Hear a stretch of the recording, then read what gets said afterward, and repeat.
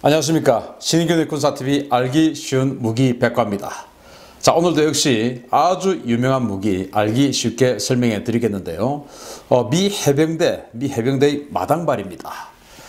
미 해병 공중 강습의 상징 CH-46 시나이트 바다의 기사 알려드리겠는데요.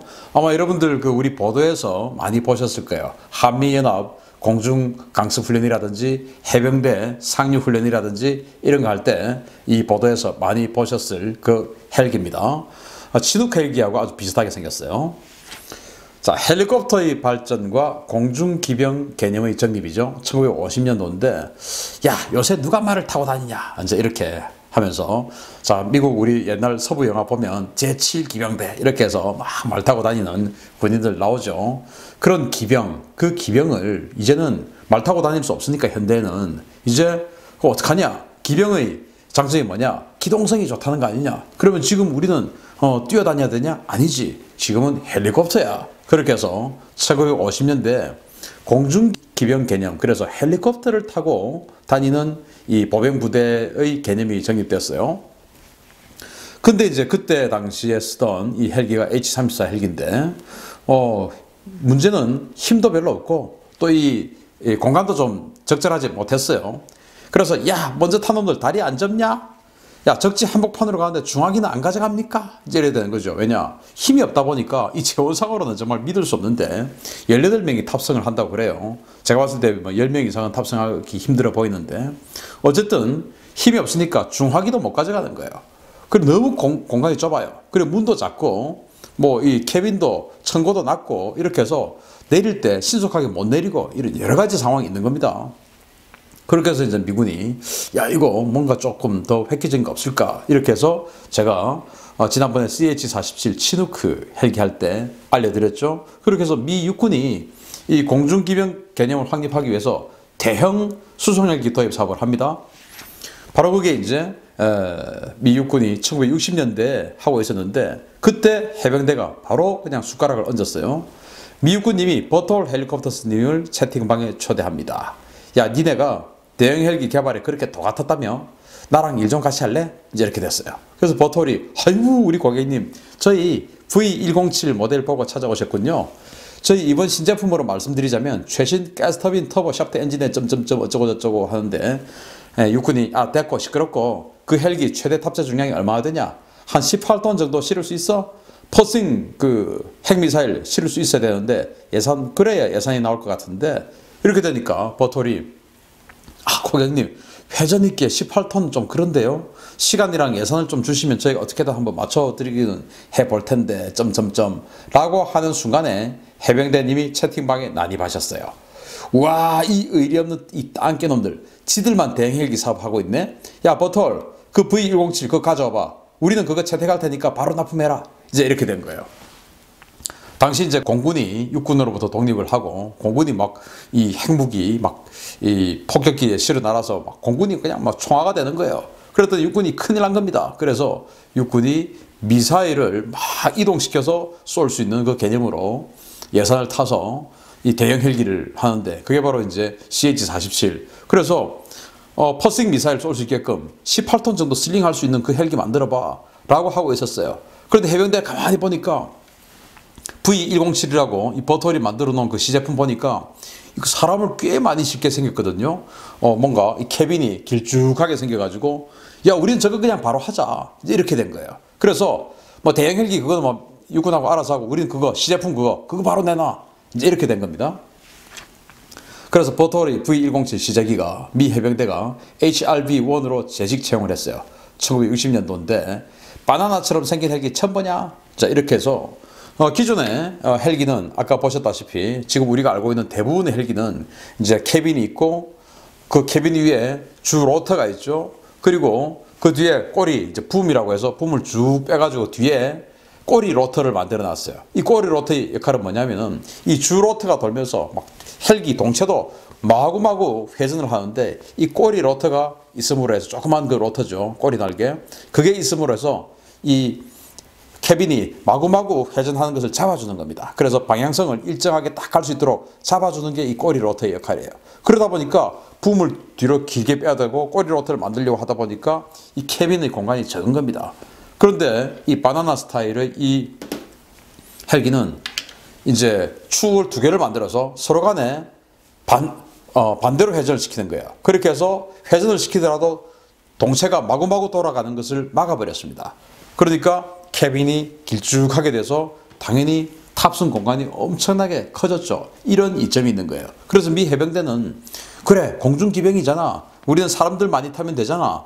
그런데 미 육군은 우리는 미사일 실어 날라야 돼. 공군한테 경쟁하려고 하니까. 그런데 해병대는 공군하고 미사일 실어 날리는 거 경쟁 안 하죠. 우리는 상륙작전할 때 사람만 많이 타면 돼. 그러니까 지금 18톤짜리 실는 거 그거 육군하고 알아서 하고 우리는 그냥 이거 줘.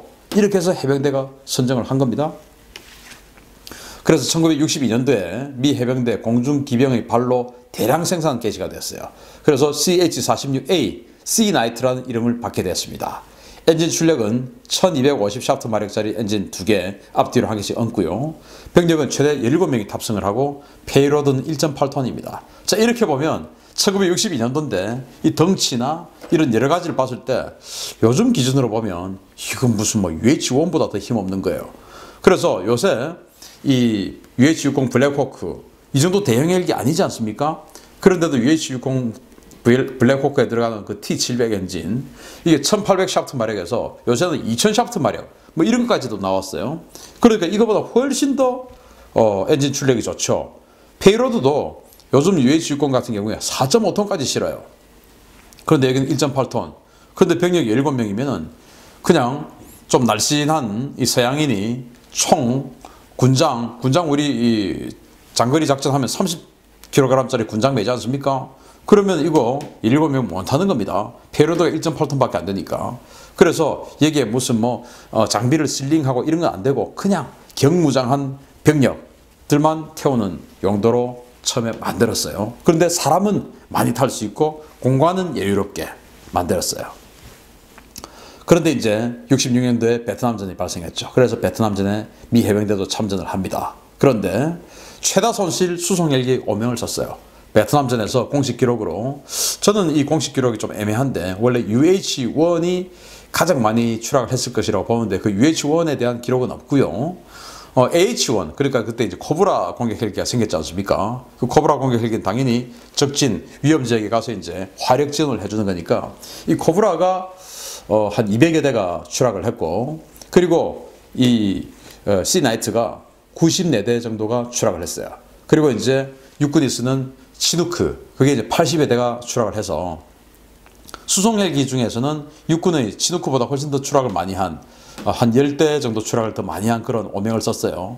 그런데 이제 미 해병대가 그 기지들이 중대급으로 막 이렇게 고립이 되어 있지 않습니까?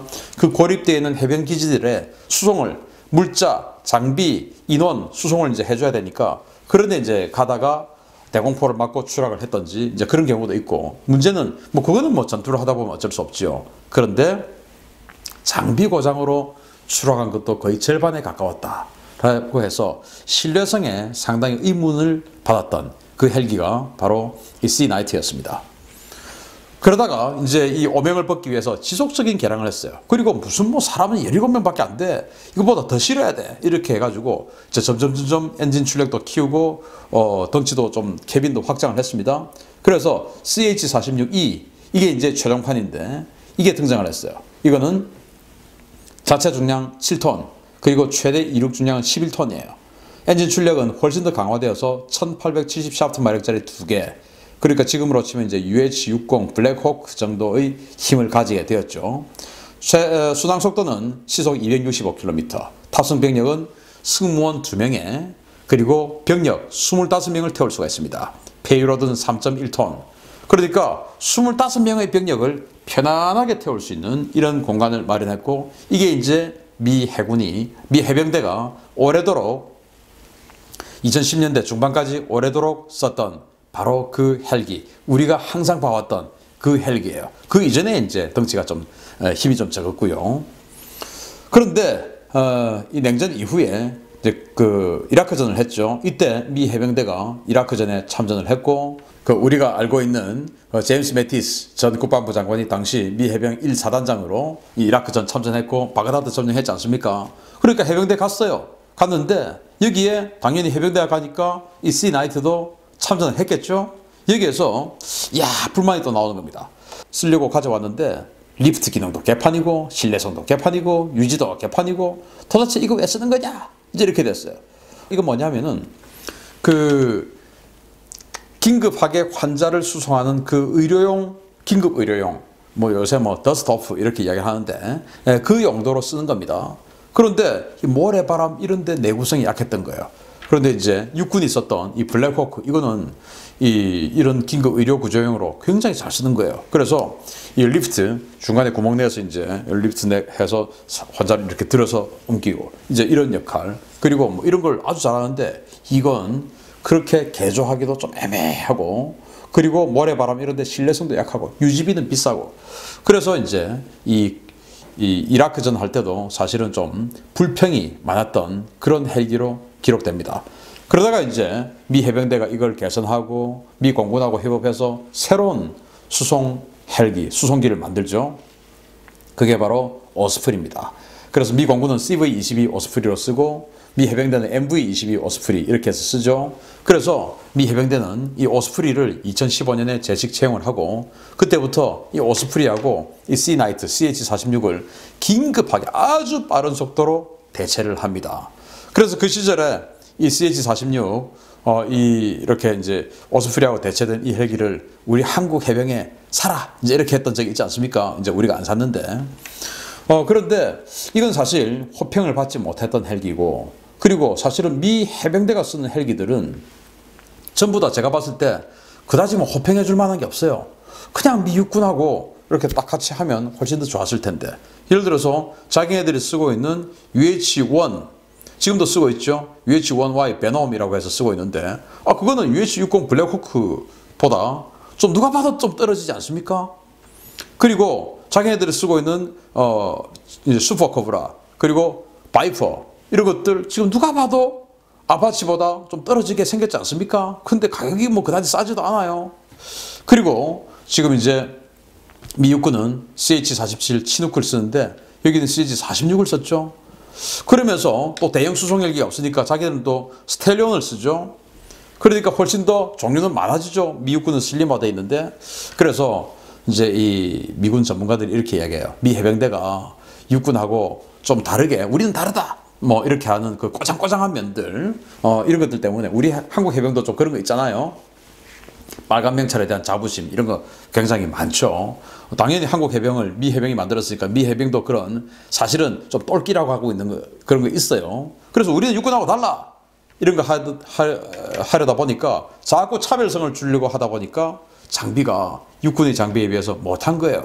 이건 육군이 야 니들은 나쁜 거 써 이게 아니고 해병대가 우린 육군하고 달라 이렇게 하려고 하다 보니까 희한하게 공격 헬기도 육군보다 좀 덩치 떨어지고 능력 떨어지는 거, 그리고 기동 헬기도 육군은 UH-60보다 떨어지는 UH-1 아직도 고집해서 쓰고 있죠. 이런 바나나형 수송 헬기도 육군은 치누크, 여기는 C-나이트 훨씬 더 덩치가 작고 생긴 건 비슷한데 같은 걸로 착각하시는 분들 많아요. 치누크하고 완전 다른 겁니다. 훨씬 덩치 작은 거예요 이건. 그리고 육군이 치누크 막 이 물자들 막 실어 나르고 한 치누크 쓰니까 해병대는 우리도 그런 거 필요해 라고 해가지고 결국 또 스텔리온, 지금은 슈퍼 스텔리온 이런 것도 사서 초대형 헬기 사서 쓰죠. 그래서 우리나라 같으면 아마 그렇게 안 하겠죠. 야 그냥 같이 써라, 운용 유지비 공통점 이런 거 좀 하자 할 텐데 미 해병대가 꼬장꼬장하게 우린 달라 하다 보니까 이렇게 조금 떨어지는 그런 장비를 썼습니다. 미 해병대 오래도록 기동 수송 헬기로 썼지만 호평받은 적은 별로 없는 CH-46 C-나이트 알려드렸습니다. 감사합니다.